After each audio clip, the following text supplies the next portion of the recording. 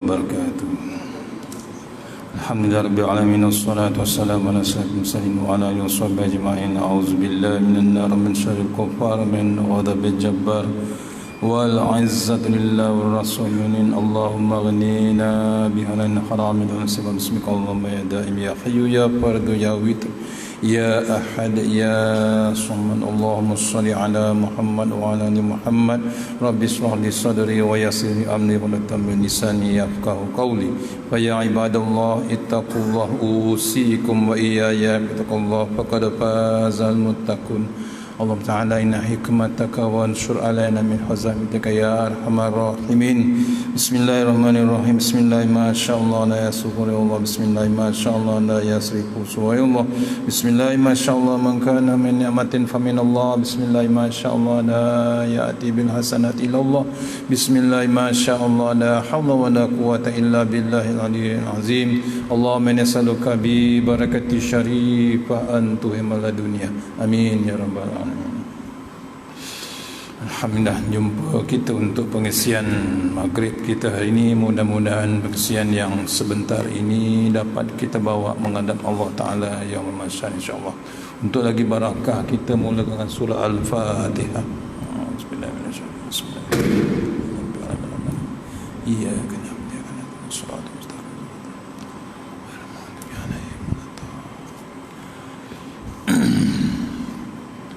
InsyaAllah kita mula muka surat apa sampai mana? Ada tanda?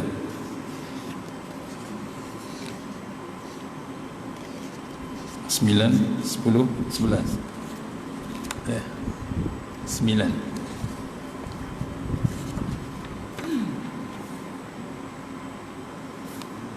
9 Perenggan atas bawah, atas sekali, dan lagi sabda Nabi SAW. Betul? Betul InsyaAllah. Alhamdulillah. InsyaAllah kita masih lagi dalam bab Sairus Shalikin, juzuk pertama, Muqaddimah Mu'alif, muka surat 9. Yang di kitab muka surat 9, bab Muqaddimah Mu'alif. InsyaAllah perenggan kedua. A'udzubillahi minasyaitonirrajim. Dan lagi sabda Nabi sallallahu alaihi wasallam, al-alim al-alimu amin aminullahi fil ard. Artinya orang alim, orang yang alim itu ialah orang yang dipercayai Allah Ta'ala di atas muka bumi. Ya, sabda Rasulullah sallallahu alaihi wasallam, orang yang alim itu ialah orang yang dipercayai Allah Ta'ala di atas muka bumi. Ya, bukan pasal ilmu, pasal kepada Allah Subhanahu Wa Ta'ala yakin, dah dipercayai, apalagi dengan yang mempunyai badan itulah, ya, tubuh badan tu, orang yang alim, yakin yang aman sangat dengan Allah Ta'ala. Lepas tu dia tak ada lagi nak pergantungan dengan lain. Apa jadi, betul? Ya? Dia tak bimbang ribut ke, taufan ke, tsunami ke. Itu kerja Allah Ta'ala. Kita tak sangka ribut tu boleh datang, betul? Sangka tak kita datang ribut tu? Takkan tak imam nak jaga, betul? Sama dengan COVID-19, C-19. Ada kita jangka? Tak dijangka. Hebat macam mana ilmu kita pun tak diketahui perancangan Allah Subhanahu Wa Ta'ala. Di Beirut meletup, jangka? Tak jangka. Ada bom? Tak ada bom. Baja, ya, bahan nak buat baja, berasap meletup. Semalam Jepun nak buat sukan Olimpik, betul? Dia dah standby bunga api, bimbang meletup. Semalam juga bakar. Betul tak betul? Tu tak payah tunggu Olimpik, terpaksa bakar. Takut nak simpan, takut meletup. Ni sama juga, tu perancangan Allah Subhanahu Wa Ta'ala. Sebab tu orang kita cari jalan seperti yang disabdakan oleh Rasulullah SAW. Orang yang alim itu sampai dipercayai Allah Ta'ala di atas muka bumi. Ada contoh? Ada. Rasulullah SAW yakin mana nama Allah, ada nama Rasulullah SAW, kekasih Allah Subhanahu Wa Taala. Kita tak sampai level tu, tapi carilah jalan. Ya, bila Allah dah bagi peringatan macam ni kan, Allah bagi peringatan sebenarnya. Datang masjid, datang surau, jangan duduk selesa di rumah. Tu baru masjid, betul. Bila rumah takut kita datang angin tu di rumah sedap tidur. Masjid tak ada orang tidur, betul? Tak ada orang tidur. Di rumah selesa kita tidur. Dibimbangi Allah hantar angin di rumah pula, melayang-layang sampai pula sampai atas masjid. Macam mana? Ni tu peringatan sebenarnya. Pasal apa? Rumah tu mampir saja, orang Kampung Paya kata. Betul? Rumah tu mampir tak? Mampir saja. Tu perkataan Indonesia, perkataan Jawa, Jawa Barat, Jawa Selatan, semua sama. Mampir sebentar saja rumah kita. Cukup masa Allah panggil. Hari ni Jumaat, pagi tadi ada baca surah Sajadah. Betul? Ada tak imam baca Sajadah? Ada live kan tadi? Tak ada live. Tak ada live. Selalu ada. Saya pun ikut juga. Duduk bangis saya follow. Kamu karya kumpaya. Selalu like. Ya. Maksudnya apa? Dalam surah Sajadah tu ada tak dipanggil nyawa manusia? Ada. Qul yatawaffakum malakul mautil ladzi wukila bikum sampai turja'un. Betul? Allah Akbar tuan-tuan. Kita ni diekori oleh malakul maut. Nak ke mana sebenarnya kita? Allah dah bagi peringatan macam-macam, sampai hari ni Allah bagi ribut pula. Angin pusing. Betul? Jarang Malaysia angin pusing. Hari ni Polisen Kampung Paya pusing. Alhamdulillah semuanya selamat. Itu menandakannya Allah tu sayang kita, diingatkan kita. Hati-hatilah dekat dunia ni. Ya, carilah ilmu ni. Orang alim tu, dia punya alim tu, dia punya ilmu tu, yakin betul dengan Allah Ta'ala sampai Allah sayang dia. Nampak? Sebab Allah bagi Quran, kena belajar lah. Kena belajar. Sekarang tengah belajar Quran, My Quran Time. 3 hari ni dia punya tajuk memang dahsyat. Hujung sekali bab hutang. Allah tuan-tuan, awal-awal bab infak. Ya, awal bab infak, kemudian bab riba. Habis bab riba, hutang. Habis bab hutang, baru masuk amanah Rasulullah, ayat yang kita baca selalu, surah Al-Masurat. Tu nampak, bukan saja-saja hutang tetap kena bayar. Saya pun takut. Hutang kereta dia, hutang rumah dia, hutang orang pun dia. Jangan main. Yang paling dahsyat hutang dengan orang. Sampai diceritakan tadi, saya pun gerun. Takut kita berhutang tak habis lagi. Diceritakan, ya kita sembahyang, kita umrah, kita haji, beribadat, tapi sampai sana tiket nak masuk syurga tak ada. Sampai tadi dia kata orang lain dah sibuk nak masuk dalam makan durian. Dekat syurga ada durian Musang King, Tupai King. Betul? Kita tengah nganga dekat pintu kat luar, tak masuk-masuk. Pasal apa? Tergantung-gantung kita nak masuk ke satu lagi alam, pasal hutang kita. Ni, walaupun sekupang, walaupun seringgit, cari jalan tuan-tuan. Ya, salah tu dalam Quran 282, cerita bab hutang. Ayat 282, satu-satunya ayat paling panjang dalam Quran, Al-Baqarah ayat 282. Mengah Ustaz Tarmizi baca. Apa? Tak boleh buat satu nafas. Kena ada berhenti juga. Walaupun Ustaz Tirmizi tu panjang nafas dia, tapi dia punya ayat 282 tu satu muka surat. Satu ayat, satu muka surat. Allah tuan nak menceritakan hebatnya bila berhutang ni. Bila orang yang betul-betul alim, bila ada ilmu, bila ada beriman, dia catat hutang dia, dia catat hutang dia. Kalau tak terdaya nak membayar hutang, orang yang bagi hutang tu boleh bersikap tolak ansur, dikatakan bab sedekah saja. Nampak? Pasal apa? Dah kesempitan, dah tak terdaya nak bayar macam mana. Memang dah susah, dah takdir dia dah susah. Buat macam mana pun tak ada, nak cari kerja pun tak ada, nak minta bantuan pun tak ada. Dah kesempitan nak bayar. Apa kita nak buat lagi? Tu yang bagi hutang jangan jadi alung. Betul? Faham tak alung ni? Ahlung. Ya, tu. Jangan buat perangai tu. Islam tak buat. Pasal apa? Dia haramkan buat riba. Tu ada ayat riba, betul? Yang tu yang kita risau, yang kerja bank, yang kerja bab kewangan, pinjam 100 jadi 150. Ada tak? Ada. Bukan alung, bank. Tak nak sebut bank apa, tapi itulah ceritanya. Apa yang dalam kitab Al-Quran tu cerita. Itu yang takut tuan, bila diselongkar. Itu yang bimbang semua sangat. Bila orang buka selongkar, cari pendetailan, perincian dalam ayat Quran, orang bimbang terselongkar yang tak sepatutnya diselongkar. Sebenarnya sepatutnya diselongkar, nak mengajar kita macam mana nak minjam, macam mana nak berhutang, macam mana nak bagi pinjam duit.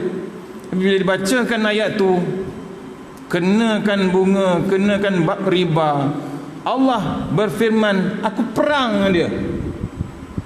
Bukan haram, perang terus bab riba. Kalau Allah kata perang, manusia nak jawab apa tuan-tuan? Ni tak boleh ustaz, tak ada pilihan. Ada pilihan, ada jalan, betul? Jangan kita sampai ke tahap tu. Ada yang masih lagi bab riba, tolonglah pujuk hati, cari jalan keluar, ngelakkan riba. Tak terdaya nak menjawab dengan Allah Ta'ala. Ni dah tak mampu buat cara tak mampu. Ni ada tak pilihan? Bank Islam, ada bank muamalat, ada perbankan Islam, semua bank tak ada. Pasal apa? Ada bab keberkatan. Cari jalan tuan-tuan. Pujuk anak-anak kita yang dah minjam rumah, minjam kereta, loan rumah. Cari jalan dengan bab perbankan Islam. Cari tuan-tuan. Jangan dibiarkan. Pasal apa? Tu yang dipanggil dosa dibuat dalam tidur. Betul? Tengah-tengah tidur buat dosa. Apa dia? Tu perbankan yang cara tidak perbankan Islam. Buat dosa sambil tidur. Saya ambil semua catatan tu. Orang dah tulis, orang dah catat. Tu hebatnya My Quran Time. Dia nak mengenal diri kita. Itulah dia. Tengok TV, tengok ayat Quran, tengok dia punya tafsiran, tadabbur. Takut, kita ketakutan tuan-tuan. Tak boleh tangguh. Hutang tak boleh tangguh. Riba tak boleh ditangguh-tangguh juga. Kena buat cara Islam. Bab kewangan. Baru tu yang panggil sistem ekonomi Islam yang barakah. Ni kena ada bab kesedaran tuan-tuan. Dah lama sangat kita ni. Bukan apa, bukan mundur. Tak, kita tak ikut kemajuan Islam sebenarnya. Islam dah ajar elok ekonomi secara barakah, ada keberkatan. Tapi kita tak nak follow. Bila dibukakan, diselongkarkan dalam Al-Quran, baru tahu kita dah terlajak. Ada bab faraid, ada bab pembahagian harta dan macam-macam. Ni kena renung tuan. Carilah jalan, takut dah terlajak, patah balik. Pasal apa? Peringatan Allah macam-macam sekarang. Sampai hari ni pun ada peringatan. Betul? Peringatan Allah Ta'ala. Jangan kita mengundang kemurkaan Allah Subhanahu Wa Ta'ala. Tu. Tengok tu. Allah suka Allah, orang yang alim itu ialah orang yang dipercayai Allah Ta'ala di atas muka bumi. Dan lagi sabda Nabi SAW, yashfa'u yaumal qiyamah yashfa'u yaumal qiyamatil anbiya'u summal ulama'u summa syuhada. Riwayat Ibnu Majah maksudnya, artinya bahawasanya sabda Rasulullah SAW, bahawasanya lagi akan memberi syafaat pada hari kiamat oleh anbiya, kemudian ulama, kemudian syuhada. Tu maksud kita ni jangan lekang daripada alim, ulama, para anbiya, apalagi bab para syuhada. Jangan kita jauhkan diri kita. Sebab tu almarhum Tuan Guru Datuk Ismail Kamus pesan, jangan lekang 7 hari. Dia kata 7 7 hari jangan kita lekang pada para ulama, alim ulama, tok guru, ataupun yang paling rendah pun orang-orang yang tergantung-gantung hatinya di dalam masjid. Jangan kita jauh, jangan lepas, jangan lekang 7 hari. Tak dapat tok guru, tok imam, tak dapat tok imam, tok siap, tak dapat tok siap, tok Bilal, tak dapat juga tok Bilal, Bilal MC je. Siapa kita cari? Orang yang tergantung-gantung hati dalam masjid. Ada tak ada? Ada. Setengah jam sebelum azan dah sampai, dia menunggu-nunggu waktu azan. Ni ulama ni, satu lagi cerita, ulama ni bukan tok guru, ulama ni bukan tok ustaz, bukan. Ulama ni orang yang betul-betul takut dengan Allah Ta'ala. Cuci longkang aja setengah jam dah siap depan masjid. Kerja cuci longkang aja. Azan setengah jam lagi dia dah depan masjid. Tu orang yang betul-betul takut dengan Allah Ta'ala, bukan nak tunjuk alim. Ni kadang-kadang kita cakap, dia kata apa? Tu nak menunjuk lah tu. Ya, perangai. Tu tak nak tengok bab cuci hati kita ni, bersih hati. Ada dalam Quran Al-Baqarah yang awal-awal lagi cerita penyucian hati kita. Al-Fatihah pun ada. Nak bersih hati. Janganlah. Orang tu dah memang suka pergi masjid. Memang Nabi suruh pun. Memang Nabi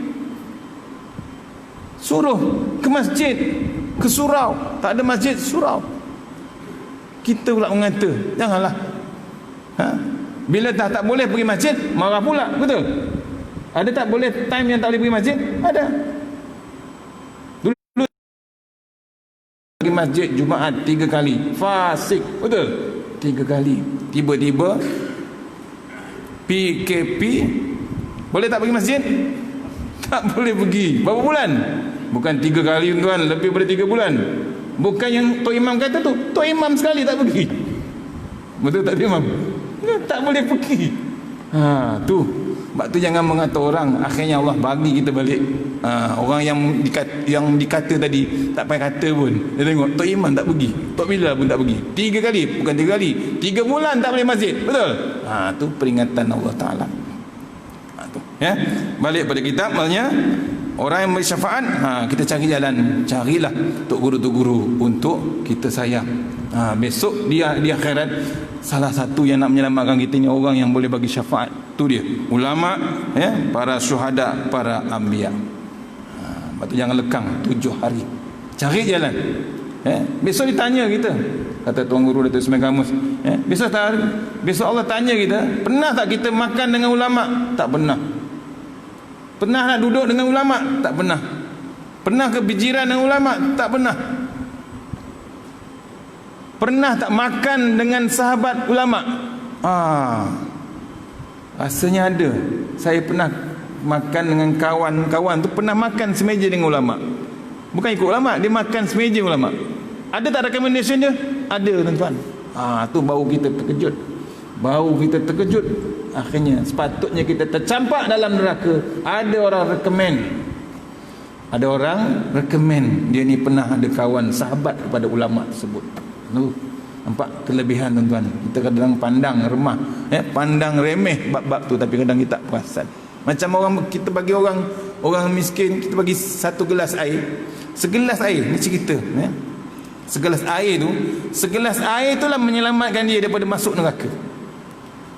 Tu meraung-raung dia tepi bonri neraka, meraung nak dicampakkan. Tapi satu hari tu nampak orang surga tu, nampak orang kaya tu pernah bagi aku 1 gelas air tu.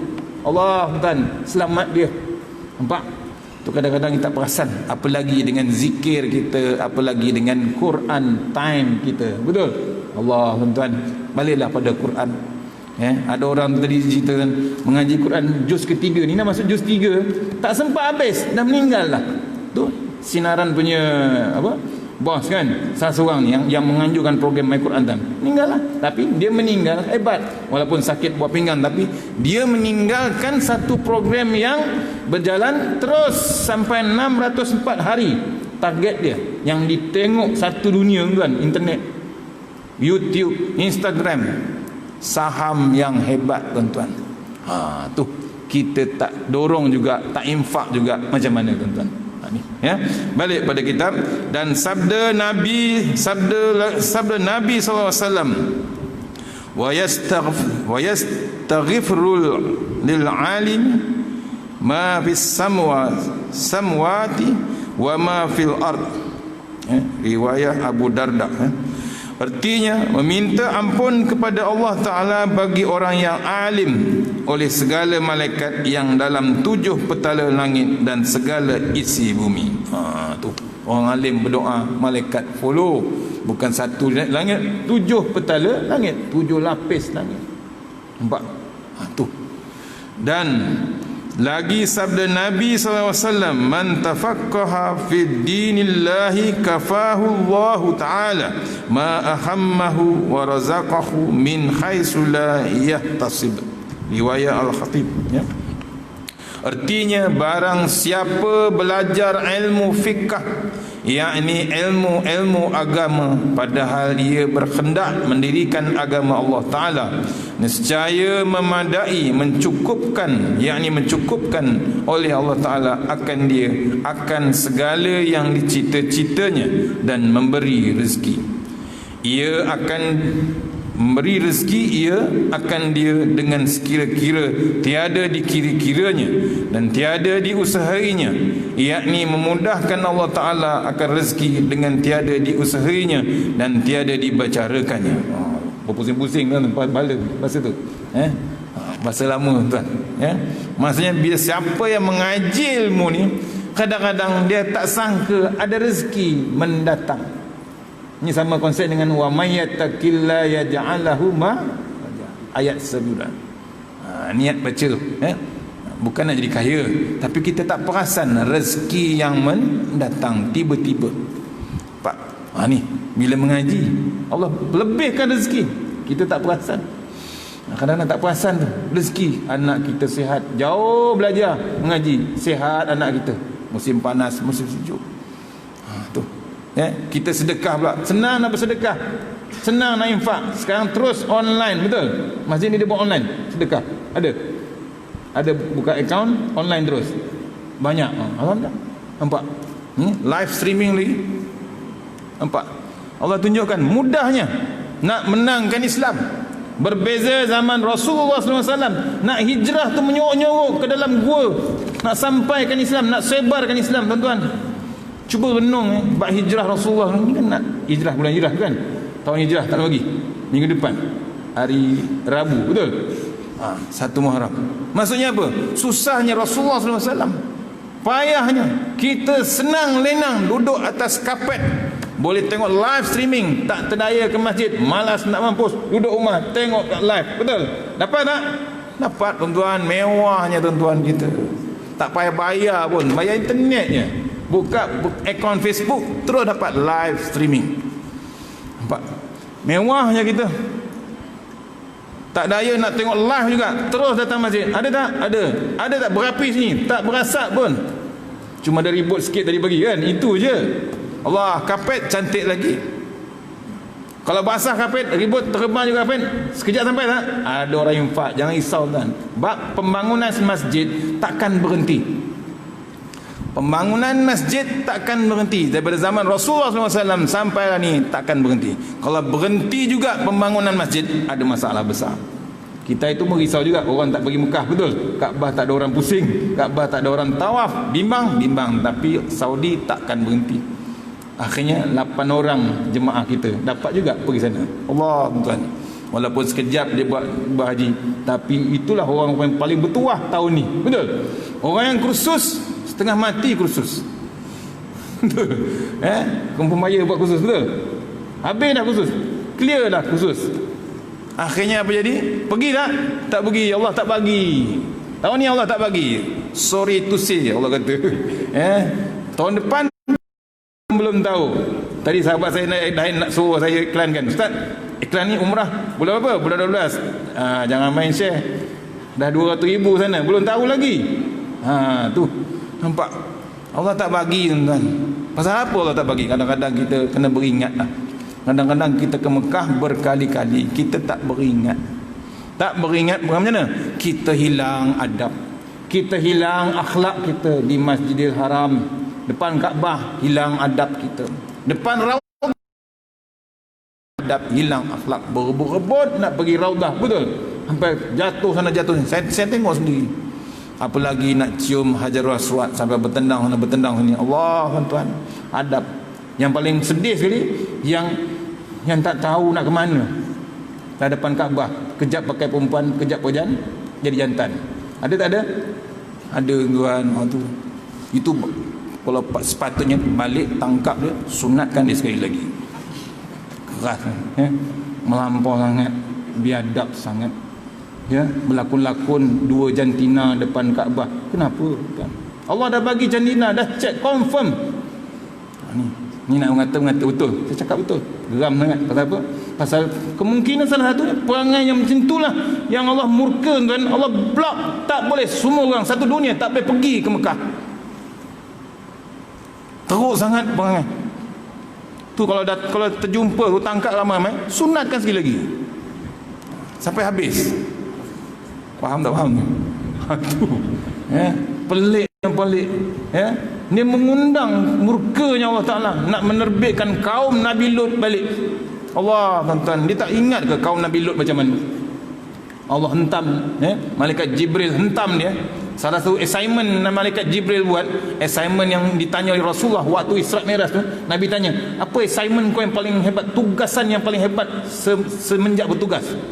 Jibril kata dia pernah angkat 3-4 daerah kaum Nabi Lut. Tanah tu, kaum Nabi Lut tu ada 4 daerah, satu daerah 400,000 penduduk.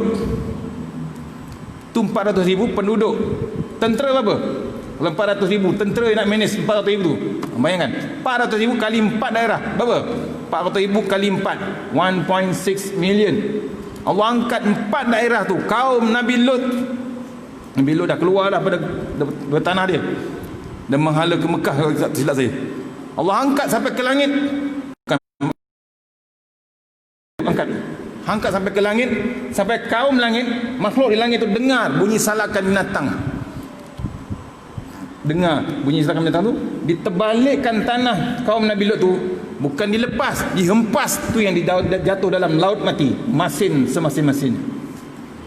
Perangai yang biadab, perangai yang tak sepatutnya kita setuju. Yang Allah dah bagi elok lelaki perempuan elok dah tentu, tapi dibuat-buat macam perangai. Malu. Kalau kambing tengok malu, tuan. Kambing dia yang berjanggut. Tahu kambing berjanggut? Kan kambing berjanggut kan? Bukan kambing tu alim. Kambing tu jenis berjanggut. Tanduk panjang. Dia pilih ke yang jantan? Tak ada, tuan. Dia pun ada taste. Kalau dia tahu, malu kita. Tu melampau sangat. Tu Allah hantar. Kita janganlah setuju. Itu kan antara kemurkaan yang Allah ditunjukkan tu, yang salah satu bab maksiat ni non-stop. Bab maksiat ni tak berhentikanlah. Bab tu jangan buat perangai hal engkau, hal aku. Nafsi besok di akhirat, yes. Hal engkau, hal aku. Waktu bila kita berjalan ramai-ramai ni, bukan kamu bayar je, semua satu dunia ni umat Islam berjalan ramai-ramai. Salam tak jumpa lagi, kita jumpa Tok Adam, jumpa Tok Nabi Ibrahim, jumpa Nabi Nuh, jumpa Nabi Isa, Nabi Musa. Nak minta syafaat, dapat? Tak dapat. Pasal dia orang pun risau. Apa jawapan dia? Nafsi. Hal engkau, hal aku. Jumpa isteri kita, jumpa kita punya isteri yang kita cintai, benar? Nak kahwin lagi tak berani kita. Faham? Sayang sangat Omar, tak berani kahwin. Apa kata isteri? Ya betul, abang sayang saya dulu, tapi abang bab pahala minta maaf. Hal engkau, hal aku. Pasal apa? Kita pahala satu hasanat tu nak minta ke dia. Kalau dia bagi kita, dia pula terjerumus dalam neraka. Isteri kita, anak kandung kita, kan jumpa bab tu. Tu hanya kita kena renung bab-bab tu, dan cari, kata Datuk Tuan Guru Ismail Kamus, cari pahala sebanyak yang mungkin. Kita bimbang generasi yang berdekatan dengan kita ni, yang akan datang, dibimbangi pahala berkurangan ataupun langsung tak ada pahala. Betul kata Ustaz Somad, kalau disuruh dia belajar balik Al-Azhar, dia tak sanggup. Pasal apa? Cobaan generasi sekarang ni, generasi muda sekarang ni. Sebab tu saya pesan kat kuliah anak saya tu, pesan kat ustaz tu, janganlah hukum-hukum terus. Ya, kita nak mengajar budak ni pasal generasi dia ni, dia punya cubaan tak sama dengan cubaan kita. Kita zaman dulu, zaman kita tak ada handphone, zaman dia dengan handphone, macam mana cubaan yang didapat, macam mana nak hafal Quran, macam mana nak hafal hadis dengan keadaan semasa. Tu sebab tu kita kena ada bab kasih sayang sesama kita, apalagi nak mendidik budak, mendidik pelajar, mendidik anak-anak kita. Dah habis masa dah? Kena ke SOP. Azan. Okey, azan insya-Allah.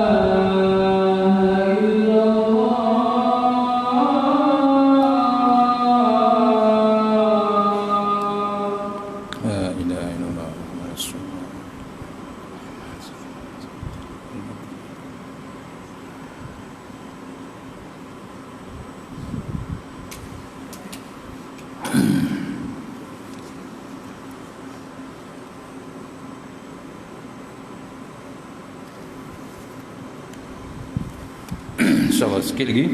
Dan lagi sabda Nabi SAW, fadlul alimi alal abidi kafadli ala adna rajulin min ashabi. Riwayat Al-Tirmizi.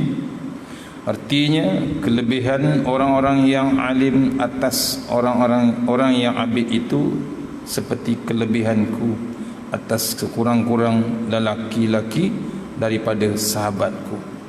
Sabda Nabi SAW, orang yang alim, orang yang ilmu, ya, atas orang yang abid. Abid ni ahli ibadah. Ibadah ni orang yang ada ilmu tapi dia beribadah, dia aplikasikan ibadah dia dengan ilmunya. Ya, seperti Nabi kata kelebihan Rasulullah SAW ada bab ilmu.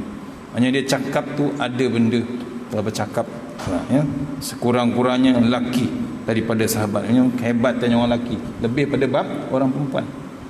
Nabi lebihkan orang lelaki. Dan yang dimaksudkan dengan orang yang alim itu iaitu orang yang mengetahui ilmu tarikat dan ilmu hakikat. Dan yang dimaksudkan dengan orang yang abid itu iaitu orang yang mengetahui ilmu syariat juga, yakni ilmu fiqh. Kerana orang yang jahil akan ilmu itu tiada dinamakan abid, kerana ibadahnya itu tiada sah melainkan dengan ilmu.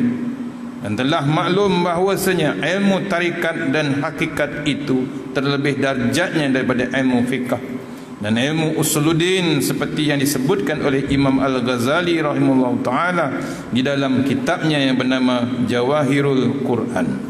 Ni sebab tu ilmu tu penting. Ya, tarikat ni panjang cerita, ya. Kita basic je.